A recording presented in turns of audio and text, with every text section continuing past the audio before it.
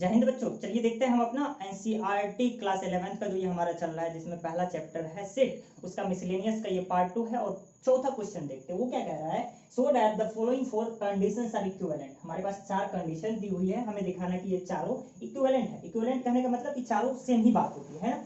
अब इक्विवेलेंट दिखाने के लिए यदि मैं दिखा दूं कि ये वाला इसके इक्विवेलेंट है, ये वाला इसके इक्विवेलेंट है और ये वाला इसके इक्विवेलेंट है, तो ये चारों आपस में इक्विवेलेंट हो जाएंगे, है ना। तो हम पेयर वाइज बात कर रहे होंगे, पहले दिखा देते हैं ये इसके इक्विवेलेंट है, फिर ये इसके, कुछ इस तरीके से। तो सबसे पहले हम लेते हैं क्या चीज, 1 एंड 2, है ना। पहला और दूसरा कंडीशंस पर हम नजर डालते हैं और देखते हैं क्या ये इक्विवेलेंट है या फिर नहीं है। यानी कि सबसे पहले हम यहाँ से शुरू करते हैं। मान लेते हैं a माइनस बी, ये हमारे पास दिया हुआ है ना, ये किसके बराबर है 5, है ना। एक एग्जांपल की मदद से बस क्वेश्चन को समझाऊंगा, लेकिन प्रूफ मैं कैसे करने जा रहा हूँ, स्टेटमेंट की मदद से मैं प्रूफ करने के लिए जा रहा हूँ, है ना, एक प्रॉपर प्रूफ। देखिएगा a माइनस बी 5 कब आएगा, जैसे कि एक सेट ले लेते हैं a, कुछ इस तरीके से b, a माइनस बी कीजिएगा तो ये कितना आ जा रहा है हमारा 5 आ जा रहा है। यहाँ पर यहाँ समझने में कोई दिक्कत नहीं।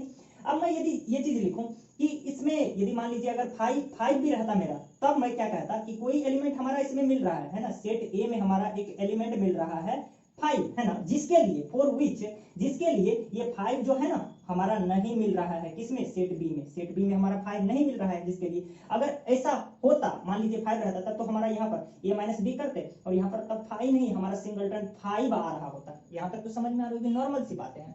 लेकिन ऐसा 5 तो हमारा कोई मिल ही नहीं रहा है जिसके लिए कंडीशन हमारा हो, है ना। तो हम क्या लिखेंगे कि ऐसा कोई x जो है ना, कोई भी x a में हमारा ऐसा नहीं मिल रहा है, there doesn't exist any x belongs to a, जिसके लिए फॉर विच हम क्या लिखेंगे, फॉर विच जिसके लिए ये कंडीशन हमारा सेटिस्फाई हो, है ना। यानी कि x जो है b में बिलोंग्स नहीं करेगा। ये स्टेटमेंट को मैं यहाँ पर लिखने के लिए जा रहा हूँ। उम्मीद करता हूँ ये तो समझ में आया होगा। यानी कि there doesn't exist any x belongs to set a for which हम क्या लिखेंगे, फॉर विच जिसके लिए ये कंडीशन हमारा कौन सा, तो x जो है वो b में नहीं मिलेगा, ऐसा होगा ही नहीं। या फिर दूसरे शब्दों में मैं क्या कह सकता हूँ इसी को, कि a में जो भी x हमारा मिल रहा है उसके लिए हमारा b में भी वो x मिल रहा है। या फिर मैं कहूंगा क्या, फॉर ऑल, है ना, for all x belongs to a, a में जितना भी x मिल रहा है उसके लिए हमारा क्या मिल रहा है, एक x मिल रहा है किसमें, तो सेट b में भी मिल रहा है, देयर एग्जिस्ट, यानी कि मिल रहा है। ये सिंपल से तो परिचित होंगे, फॉर ऑल को मैं ऐसे भी लिखता हूं, आपको पता है, इससे पहले अवगत हो चुके हैं आप, है ना।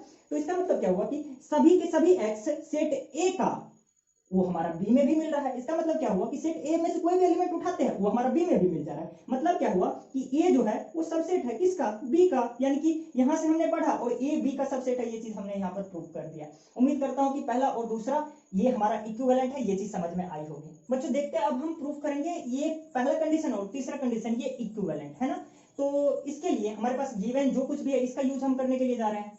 अब हमें दिखाना क्या है कि a ये सबसेट है b का, तो हम कोई भी दो सेट, है ना, दिखाना हो कि पहला सेट दूसरे सेट का सबसेट है। तो इसके लिए मैंने आपको एक कंडीशन बताई थी, है ना, कब, तो क्वेश्चन नंबर 3 में, मिसलेनियस का क्वेश्चन नंबर 3 में a b का सबसेट होता है कब, जब दिखाने के लिए हम क्या करते हैं, सेट a से कोई भी एलिमेंट x हम ले लेते हैं और इसके लिए यदि x जो है वो हमारा सेट b में भी मिल जाता है, तब हम क्या कहते हैं कि a जो है सेट b का सबसेट है। तो हम यही टेक्निक का यूज करने वाले हैं। यहाँ पर हमने मान लिया कि x जो है वो बिलोंग्स कर रहा है किससे, सेट a से, और किसी तरीके से प्रूव करना है x जो है वो हमारा सेट b में भी बिलोंग कर रहा है। यदि x हमारा a में बिलोंग कर रहा है तो इसका मतलब क्या मैं लिख सकता हूँ, x हमारा बिलोंग करेगा a यूनियन b में भी। क्यों, क्योंकि a यूनियन b है क्या, a से ही बना हुआ है, यानी कि a का सारा एलिमेंट इसमें है, a का सारा एलिमेंट इसमें है, तो इसका मतलब x भी हमारा इसमें होगा। कोई दिक्कत तो नहीं समझने में।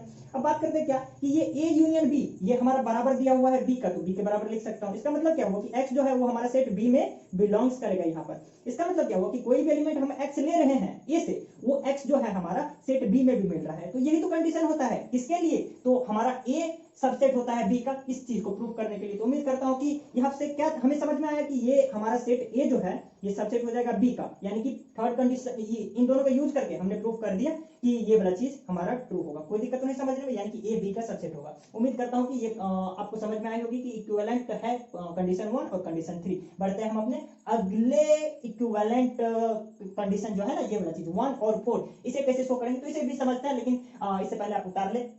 अब बच्चों फिर से हम लोग देखते हैं ये वाला पहला कंडीशन और चौथा कंडीशन, ये हमारा इक्विवेलेंट है, इसे शो करने की कोशिश करते हैं। तो हम मान लेते हैं क्या चीज की, लेट ये हमारा x जो है वो बिलोंग्स कर रहा है सेट a से, सही है ना। पहले की बात ही as it is the things what we have done in the previous question, we will use the same strategy to prove the fourth one condition. It means what, we have to show this one and this one conditions are equivalent, so we will prove all these things in the same manner what we have used in the previous question. Okay, सो यहाँ तक तो ये समझ में आ रहा है हमारा x हमारा इससे बिलोंग कर रहा है भाई साहब। तो क्या मैं यहाँ पर लिख सकता हूँ, ध्यान से देखिएगा, x हमारा a से बिलोंग कर रहा है, तो मैं ये भी लिख सकता हूँ x हमारा किससे बिलोंग करेगा, क्योंकि ये दिया हुआ है a किसके बराबर है, a इंटरसेक्शन b के बराबर है, यानी कि x हमारा बिलोंग करेगा किससे, तो a इंटरसेक्शन b से बिलोंग करेगा, है ना। इसका मतलब क्या हुआ कि x जो है वो हमारा a से बिलोंग्स करेगा, एंड इंटरसेक्शन का मतलब क्या हुआ, एंड x जो है वो हमारा b से बिलोंग करेगा।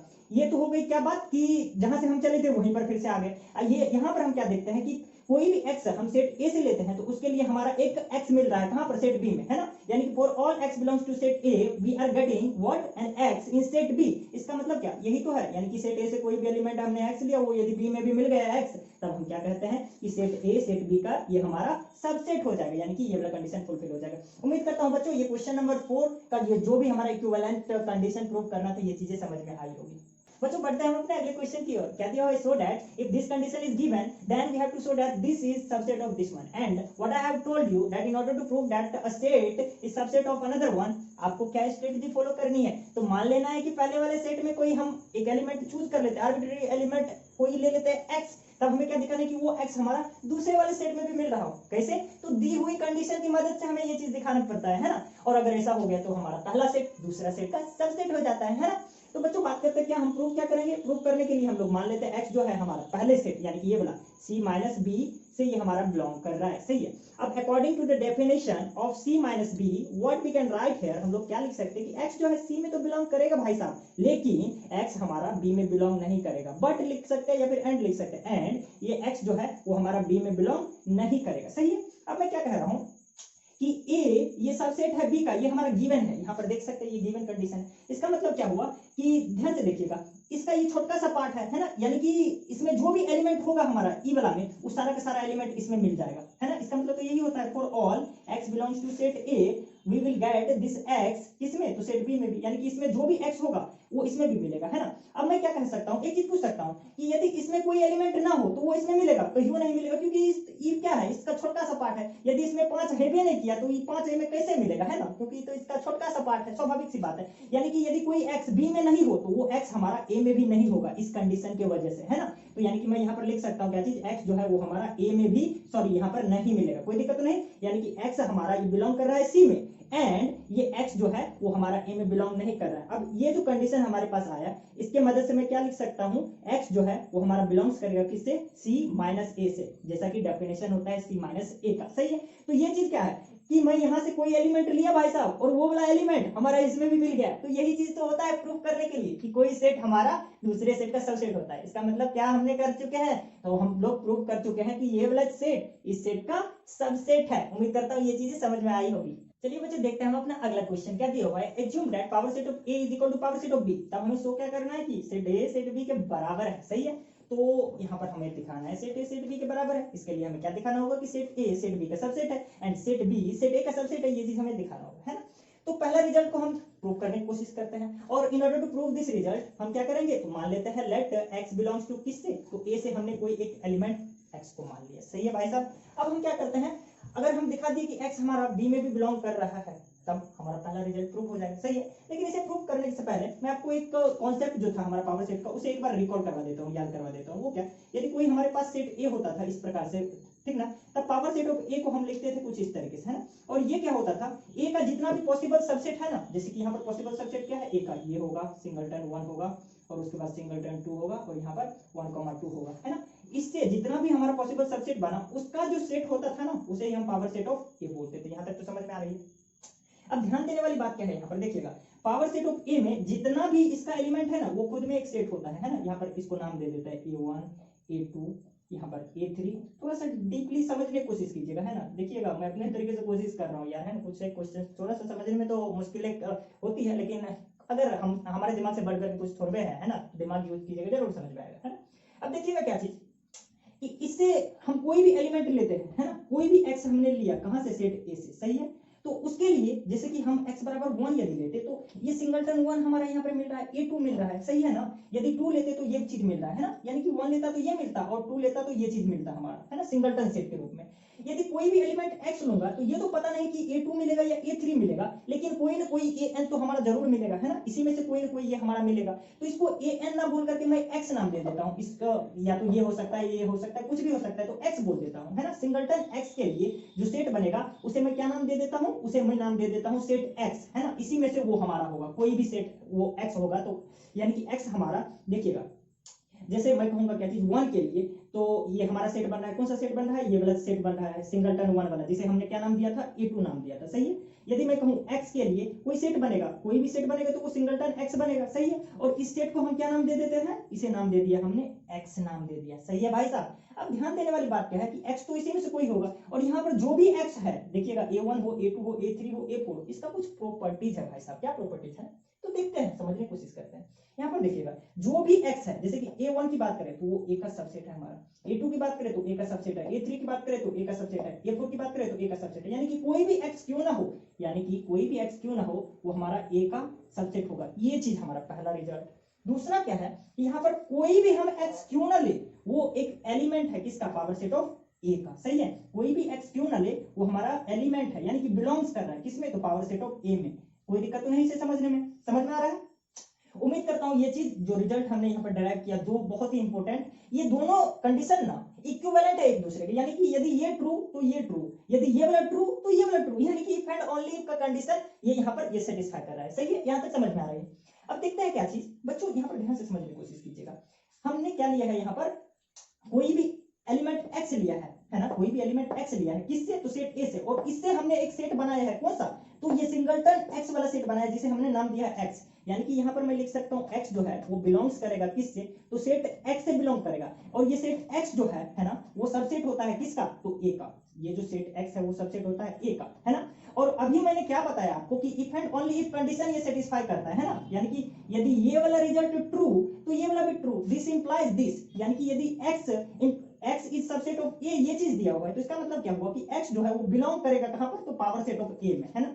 यानी कि x जो है वो हमारा बिलोंग करेगा, है ना, कहां पर, तो पावर सेट ऑफ a में। समझ में आ रहा है यहाँ तक बच्चों, देखिएगा। और यहाँ पर ये इसको लिखते चले जाएंगे, x बिलोंग कर रहा है इसमें, है ना, इसे डिसिम्प्लाइज सिंबल का यूज करते हुए हम लोग आगे बढ़ रहे हैं, सही है बच्चों। उम्मीद करता हूँ यहाँ तक समझ में आ रही होगी चीजें। अब देखते हैं क्या चीज हमारे पास दिया हुआ है, क्या चीज, पावर सेट ऑफ a ये बराबर है पावर सेट ऑफ b का। तो इसका मतलब मैं लिख सकता हूँ क्या चीज, कि ये वाला चीज जो है ना, यहाँ पर ये जैसे x बिलोंग्स टू x है, ये belongs to power set of a है, इसकी जगह मैं पावर सेट ऑफ b भी लिख सकता हूँ, क्योंकि ये वाला चीज हमारा दिया हुआ है। अब देखिएगा क्या चीज, जैसा कि हमारे पास कंडीशन था, this implies this and this implies this, यदि ऐसा हो तो ये वाला रिजल्ट ट्रू हो जाएगा। यानी कि x यदि हमारा कोई एलिमेंट हो पावर सेट ऑफ a में, तो x हमारा सबसेट होता है a का। यदि x कोई एलिमेंट हो पावर सेट ऑफ b में, इसका मतलब क्या हुआ, तो x हमारा सबसेट होगा b का। समझ में आ रहा है, ये x जो है ये हमारा सबसेट होगा किसका, तो b का। समझ में आ रहा है बच्चों।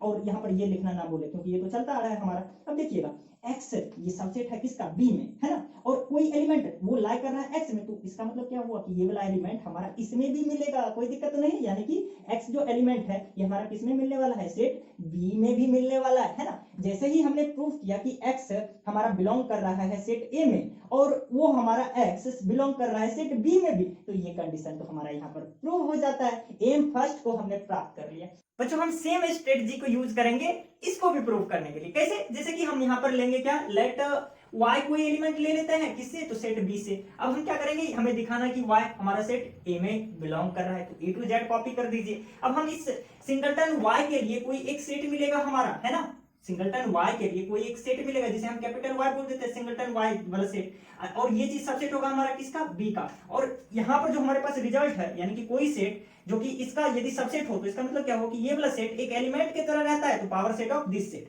तो यानी कि ये जो y है ये तो इसका सबसेट है, इसका मतलब y एक एलिमेंट की तरह रहेगा, कहां पर, तो पावर सेट ऑफ b में। समझ में आ रहा है ये चीज हमारा। और ये तो हमारा चलता जा ही रहा है इधर से दिस इंप्लाइज के साथ। अब पावर सेट ऑफ b ये इक्वल है हमारा पावर सेट ऑफ a का, तो हम इसको लिख सकते हैं यहाँ पर, ये क्या चीज, तो ये जो हमारा आएगा यहाँ पर ये बिलोंग्स करेगा किसमें, तो पावर सेट ऑफ a में। ध्यान दीजिएगा फिर से, यानी कि दिस इंप्लाइज व्हाट, ये वाला चीज फिर से आएगा, ध्यान से देखिएगा। जैसे कि x एक एलिमेंट की तरह है पावर सेट ऑफ a में, तो ये हमारा x जो है सबसेट होता है किसका, a का।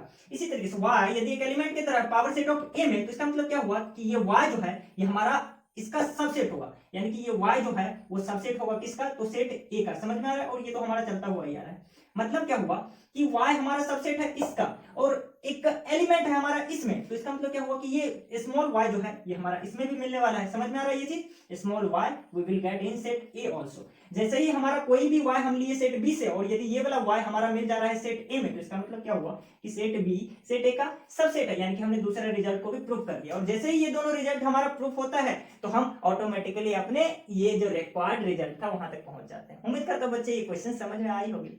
बच्चों हमारा अगला क्वेश्चन है क्या कि is it true that for any set A and B, कोई भी दो सेट ए एंड बी के लिए ये वाला रिजल्ट यानी कि पावर सेट ऑफ ए और पावर सेट ऑफ बी का यदि यूनियन ले ले तो वो बराबर होगा ए यूनियन बी के पावर सेट का। तो ये चीज ट्रू है या फिर नहीं, ये चीज हमें चेक करना है ना, और हमें अपने आंसर को जस्टिफाई करना है ना, यानी कि कारण देना है कि ये हमारा गलत है तो क्यों गलत है, सही है तो क्यों गलत, क्यों सही है। सही है बच्चों? तो इसे प्रूफ करने के लिए हम लोग क्या करेंगे, चलिए देखते हैं। क्योंकि हमारे पास तो यहाँ पर कोई सेट दिया हुआ नहीं है ना, गिवन इन्फॉर्मेशन है नहीं जिसके बिहाफ पर हम इसे प्रूफ करेंगे। तो हम ऐसे क्वेश्चन को ना एग्जांपल लेकर के एग्जांपल की मदद से करने की कोशिश कर रहे हैं, है ना। जैसे कि यहाँ पर हम एक सेट ले लेते हैं ए, है ना, ये सेट हमने लिया जिसमें एलिमेंट कौन सा है, एक सिंगलटन 1 ले लेते हैं। दूसरा सेट ले लेते हैं बी जिसमें एक एलिमेंट ले लेते हैं सिंगलटन 2। अब क्या करते हैं कि यहाँ पर सेट ए के लिए पावर सेट हम लिखते हैं, इधर कहीं लिख लेते हैं पावर सेट ऑफ ए। यदि मैं आपसे पूछूं तो ये कितना आ जा रहा है बच्चों, तो यानी कि ए का जितना भी पॉसिबल सबसेट होगा हमारा, तो एक तो 5 होगा और एक सिंगलटन ए, ये सिंगलटन 1 ये हमारा आ जा रहा है, तो इसका ये सेट बनेगा। सही है, समझ में आ रहा है? अब देखिएगा यदि मैं पावर सेट ऑफ बी पूछूं तो ये क्या आ जा रहा है हमारा, तो ये आएगा एक सिंगलटन, ये मतलब ये 5 आएगा और दूसरा सिंगलटन ये हमारा कितना, तो 2 आ जा रहा है ना, और इन दोनों को मिला करके ये हमारा सेट बनेगा। समझ में आ रहा है यहाँ तक? यदि मैं पूछूं क्या चीज, हमें जरूरत किस किस चीज का था, इसका तो ये हमने कर लिया। अब हम क्या करेंगे, ए यूनियन बी पहले निकाल लेते हैं। यदि ए यूनियन बी मैं आपसे पूछूं तो ये क्या आ जा रहा है भाई साहब, तो ये 1, 2 आ जा रहा है ना। और यदि मैं आपसे पूछूं पावर सेट ऑफ किसका, तो ए यूनियन बी का, तो ये वहां से क्या होगा, तो इस सेट का यानी कि ए यूनियन बी का जितना भी पॉसिबल सबसेट है उसका सेट। तो इसका पॉसिबल सबसेट कौन कौन सा है, इसका तो एक 5 होगा, एक सिंगलटन 1 होगा हमारा, और क्या होगा, तो एक सिंगलटन 2 होगा हमारा, और क्या होगा, तो ये हमारा एक सेट 1, 2 है ना। और इससे जो हमारा सेट बनेगा वही होगा हमारा power set of A union B. सही है, ये हमारा इधर राइट हैंड साइड वाला रिजल्ट यहाँ आया। और लेफ्ट हैंड साइड वाला रिजल्ट को भी हम निकालते हैं। ये कौन सा रिजल्ट है हमारा, RHS, राइट हैंड साइड वाला। लेफ्ट हैंड साइड वाला रिजल्ट हम इसकी मदद से यानी कि इन दोनों को यूनियन कर दे रहे हैं भाई साहब, यानी कि power set of A union power set of B यदि मैं निकालूं यहां से, तो ये क्या आ जाएगा हमारा, तो दोनों को मिला दो भाई, तो ये 5 आ जाएगा, उसके बाद सिंगलटन 1 आ जाएगा और यहाँ पर ये सिंगलटन 2 आ जाएगा। तो ये हमारे पास ये क्या आ गया, तो ये हमारा LHS हो गया। दोनों को यदि हम देखते हैं तो यहाँ पर LHS, यहाँ पर देखिए LHS और RHS ये हमारा बराबर नहीं दिख रहा है, क्योंकि इसमें ये वाला एलिमेंट है लेकिन इसमें नहीं है, यानी कि LHS is not equal to RHS, है ना, यानी कि ये वाला चीज इसके बराबर नहीं होगा। इसका मतलब क्या होगा कि ये गलत दिया हुआ है, यानी कि हमारा आंसर क्या हो जाएगा, फॉल्स हो जाएगा, है ना। कोई दिक्कत तो नहीं, और कारण ये रहा हमारे आंखों के सामने। उम्मीद करता हूँ बच्चों ये क्वेश्चन समझ में आई होगी।